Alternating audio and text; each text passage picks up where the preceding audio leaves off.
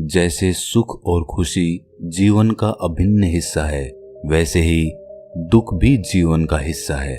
लेकिन दुखों से घिरे रहने वाले इंसान को ये जीवन नर्क लगने लगता है। उसे लगता है कि ये धरती ही नर्क है।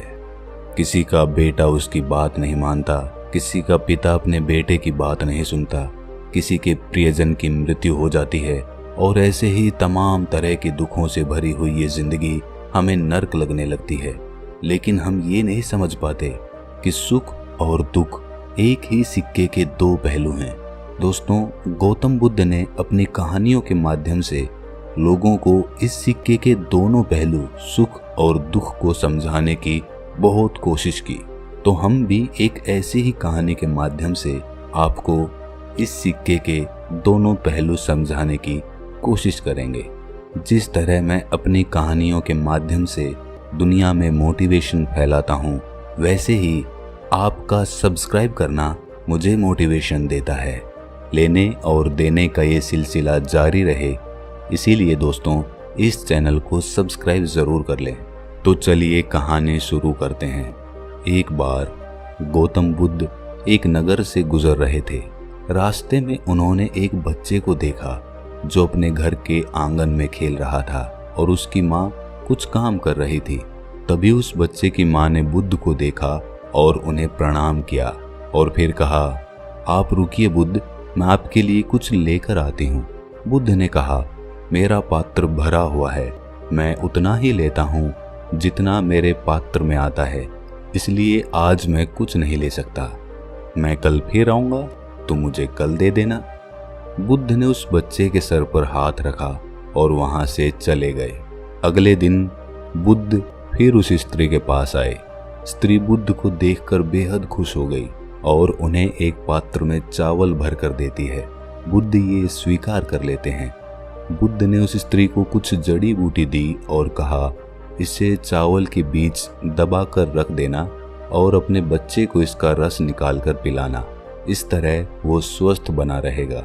स्त्री ने उस जड़ी बूटी को रख लिया और बुद्ध उसके बाद वहां से चले गए।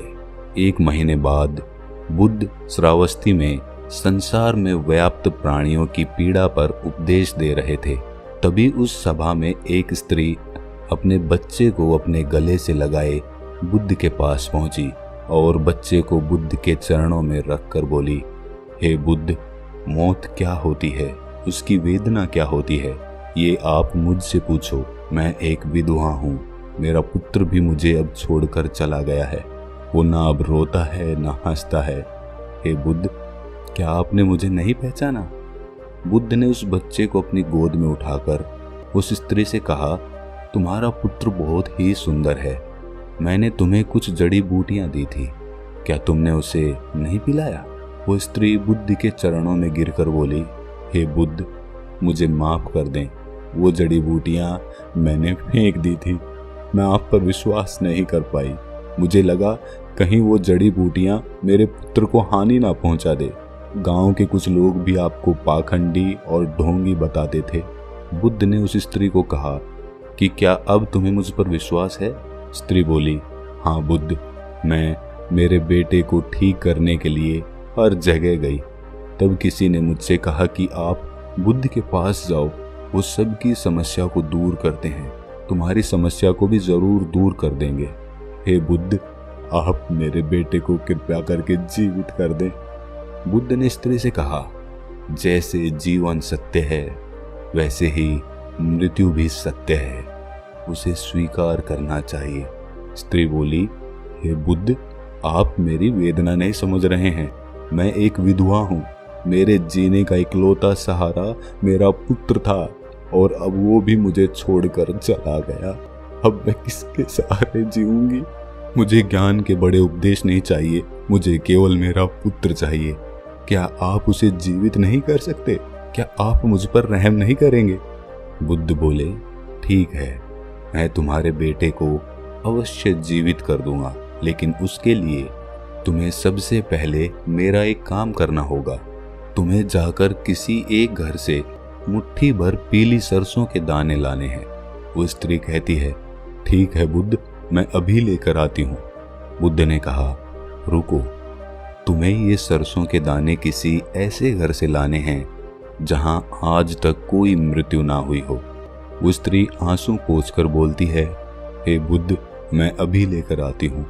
वो अपने बेटे को लेकर दौड़ती हुई गांव की तरफ जाती है। वहां उसने एक घर का दरवाजा खटखटाया। गृह स्वामी बाहर आया। उस स्त्री ने उस गृह स्वामी से एक मुट्ठी पीली सरसों के दाने मांगे। उस स्वामी ने स्त्री को सरसों के दाने दे दिए। वो खुशी खुशी दाना लेकर जा रही थी कि तभी उसे याद आया कि बुद्ध ने ऐसे घर से दाने लाने के लिए कहा था जहां किसी की भी मृत्यु ना हुई हो। स्त्री ने गृह स्वामी से पूछा, क्या तुम्हारे घर में किसी की मृत्यु हुई है? स्वामी ने कहा, हाँ, कुछ दिन पहले मेरे पिता की मृत्यु हुई थी। स्त्री ने दाने स्वामी को वापस कर किसी दूसरे घर पर जाने का फैसला किया।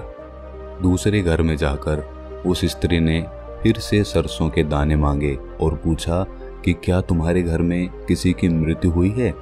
आदमी ने कहा कि हाँ, आज से 10 साल पहले मेरा पूरा परिवार बाढ़ में बह गया था। केवल मैं अकेला जीवित रह गया और अब मैं अकेले अपनी जिंदगी का बोझ ढो रहा हूँ।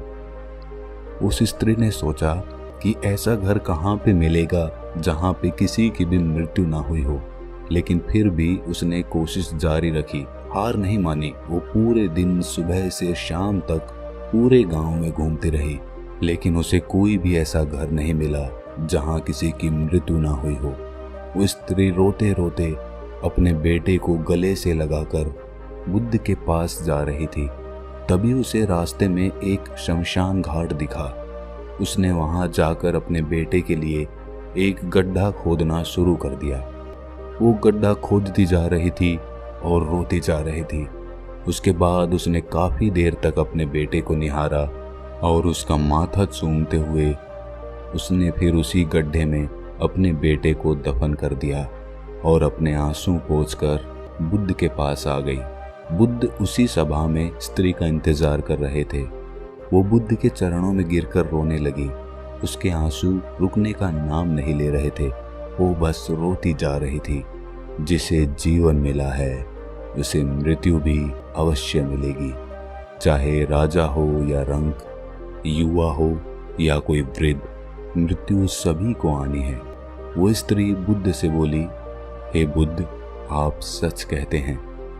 पहले मुझे ऐसा लग रहा था कि मृत्यु का दर्द केवल मेरे अंदर ही है, लेकिन फिर मैंने देखा कि दुनिया में लोग मुझसे भी ज्यादा पीड़ा और दुख का अनुभव कर रहे हैं। इस पर बुद्ध कहते हैं, तुम्हारा बेटा कहीं नहीं गया है, वो तुम्हारे आसपास ही है, उसे महसूस करो। ये परम सत्य है। जब तक सृष्टि रहेगी, दुख मनुष्य के साथ साथ चलता रहेगा और उसका कारण है मनुष्य का खुद के साथ किसी को बांध लेना। और जब तक वो रहेगा तब तक हमें दुख होता रहेगा, और जब तक ये मोह रहेगा तब तक हमें दुख होता रहेगा। जब कोई वस्तु हमारे पास रहती है तो हमें उसकी कद्र नहीं होती, लेकिन जैसे ही वो हमसे दूर चली जाती है, उसके ना होने का एहसास हमारे अंदर गहरी पीड़ा बना देता है और हम दुखी हो जाते हैं। हम जीवन को होश में नहीं जीते, इसीलिए मृत्यु होने पर हम रोते हैं, छटपटाते हैं, लेकिन उसे समझते नहीं हैं। वो स्त्री बुद्ध से कहती है, हे बुद्ध, ये तो सभी को पता है, लेकिन इससे मुक्ति कैसे पाएं? बुद्ध ने कहा, मुक्ति के लिए भी विवेक जगाना आवश्यक है। शांत हुए बिना विवेक नहीं जाग सकता। जब तुम शांत होकर सोचोगी तब तुम्हें लगेगा कि मृत्यु परम सत्य है। तब तुम्हें लगेगा जैसे जन्म होता है वैसे ही मृत्यु भी जीवन का परम सत्य है। सुख और दुख दोनों को होश में देखने के बाद तुम्हें अनुभव होगा कि ये दोनों ही एक ही सिक्के के दो पहलू हैं। और जब तुम्हारा मन इस चेतना से भर जाएगा तब तुम ये जान और समझ पाओगी कि जन्म और मृत्यु मिलन और वियोग नहीं है, एक ही होते हैं। वो स्त्री बुद्ध से बोली, हे बुद्ध, आपने मुझे एक नया रास्ता दिखाया है। मुझे अब तक मेरे पुत्र के जाने के बाद अपना जीवन व्यर्थ लग रहा था, लेकिन अब मुझे जीवन का मोल समझ आ गया है। जो रास्ता आपने मुझे दिखाया है, अब मैं उसी पर चलूंगी। अगर ये कहानी आपको थोड़ी सी भी ज्ञानवर्धक लगी तो इसे अपने सगे संबंधियों, दोस्तों और मित्रजनों के साथ साझा ज़रूर करें और इस चैनल को सब्सक्राइब ज़रूर कर लें। तो मिलते हैं अगली किसी कहानी में। तब तक के लिए ध्यान करते रहिए।